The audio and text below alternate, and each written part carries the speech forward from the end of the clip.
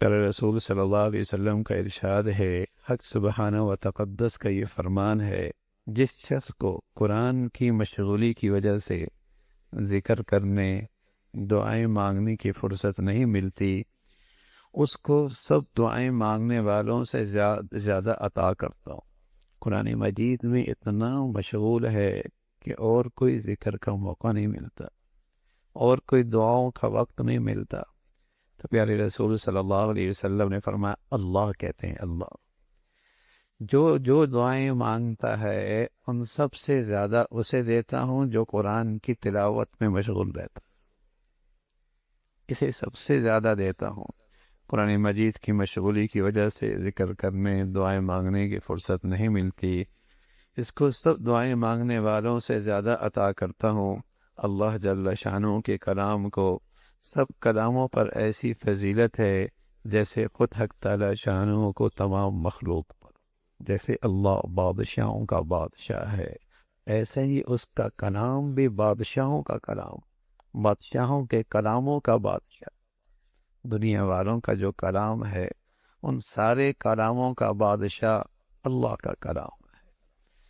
یہ کلام اللہ ہے۔ جس شخص کو قرآن پاک کی یاد کرنے، جاننے، سمجھنے میں، تلاوت کرنے میں اس درجے مشغولی ہے، کسی دوسرے دعا وغیرہ مانگنے کا وقت نہیں ملتا، تو میں دعا مانگنے والوں کے مانگنے سے بھی افضل چیز ان کو عطا کروں گا۔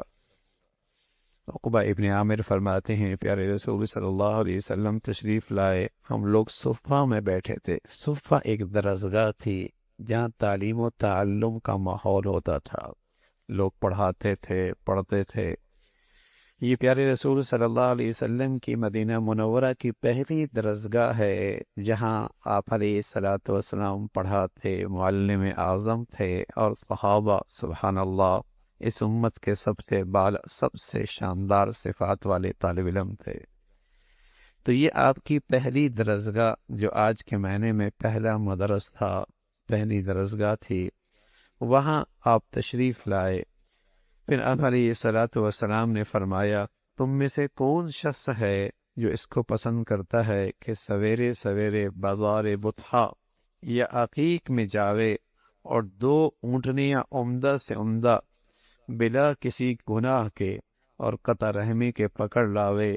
صحابہ نے عرض کیا، یا رسول اللہ، اس کو تو ہم میں سے ہر شخص پسند کرے گا۔ 2 بازاروں کا نام لیا، اور جہاں اونٹنیاں ہوتی تھیں اور بڑیا اونٹنیاں، تو پیارے رسول صلی اللہ علیہ وسلم کوئی وہاں سے 2 اونٹنیاں لے آئے، قیمتی، شاندار، بڑھیا، بغیر کسی گناہ اور زیادتی اور ناانصافی کے وہ 2 اونٹنیاں اسے مل جائیں، کیسا لگے گا؟ تو صحابہ رضوان اللہ علیہم اجمعین نے عرض کیا، یا رسول اللہ، اس کو تو ہم میں سے ہر شخص پسند کرے گا، بڑی قیمتی چیز ہاتھ آئی ہے۔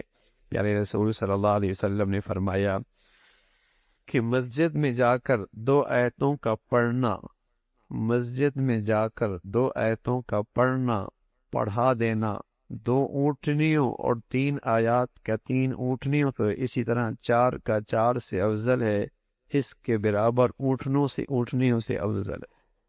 کوئی 10 آیتیں پڑھ رہا ہے، کوئی 20 آیتیں پڑھ رہا ہے، کوئی 100 آیتیں پڑھ رہا ہے، کوئی 200 آیتیں پڑھ رہا ہے، اور کوئی 2 سپارے پڑھ رہا ہے، کوئی 3 سپارے پڑھ رہا ہے۔ بتاؤ کتنی آیتوں کی تلاوت کی ہے؟ اللہ کے حبیب صلی اللہ علیہ وسلم فرمانے لگے، جتنی آیات پڑھ رہا ہے اتنے ہی اس کو اونٹنیوں سے بالا تر اجر و ثواب مل رہا ہے۔